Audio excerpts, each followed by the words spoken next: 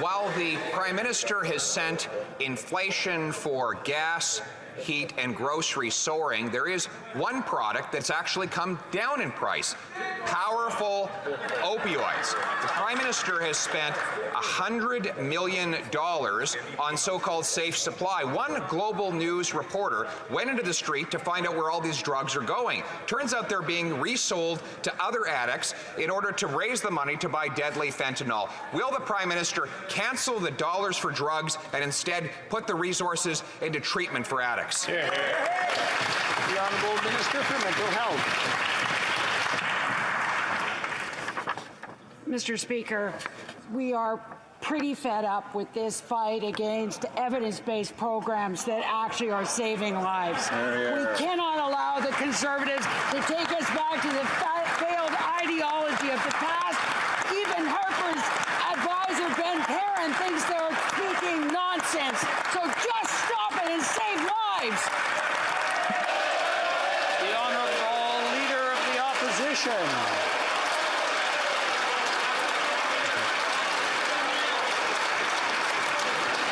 The Honourable Leader of the Opposition. Speaker. Order. Order. The Honourable Leader of the Opposition. No common sense. The evidence is seen in the tragic faces of addicts who lie overdosed on the pavement in the downtown east side of Vancouver, where after this Prime Minister spent $100 million handing out free drugs to addicts, he has led to a 300% increase in overdoses. Will he stop giving dollars for drugs and instead follow my common sense plan to put the resources into treatment and recovery to bring our loved ones home drug-free? The Honourable Minister.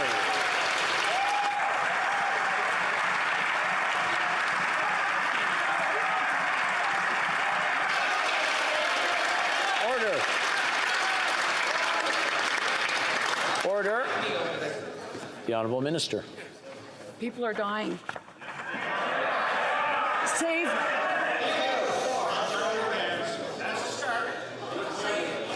One second. Order. Order. Order. One person at a time in this chamber, please. The Honourable Minister. 46,000 overdoses have been reversed in safe consumption sites. That member says that he will stop that. I want him to speak to the parents of the people that would have been lost if there weren't safe consumption sites and safer supply. This is ridiculous. The Honourable Member for Cumberland Colchester.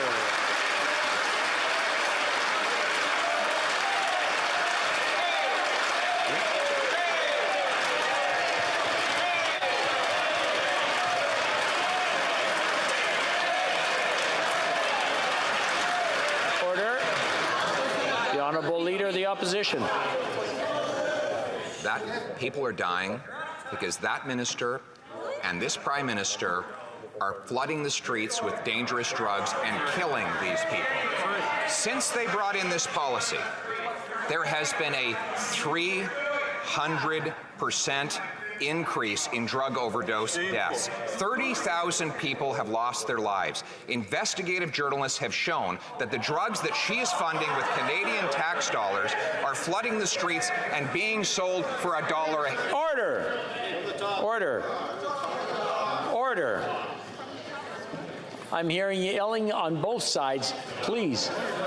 The Honourable Member for, the Honourable Leader of the Opposition from the top, please, so we can hear the whole question. And I don't want to hear any screaming or shouting in the background. And then we can hear an answer as well. The Honourable Leader of the Opposition. People are dying because the policies of this Prime Minister are killing them.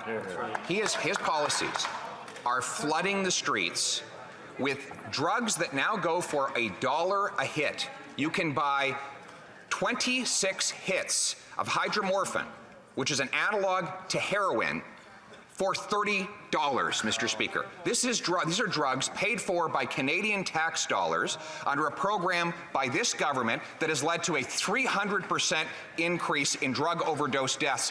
Why won't they get some common sense, end dollars for drugs, and put our people in treatment? The Honourable Minister for Mental Health.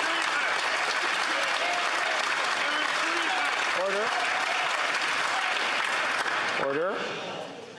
The Honourable Minister for Mental Health. People have to stay alive long enough to get treatment. People are dying because of a toxic drug supply.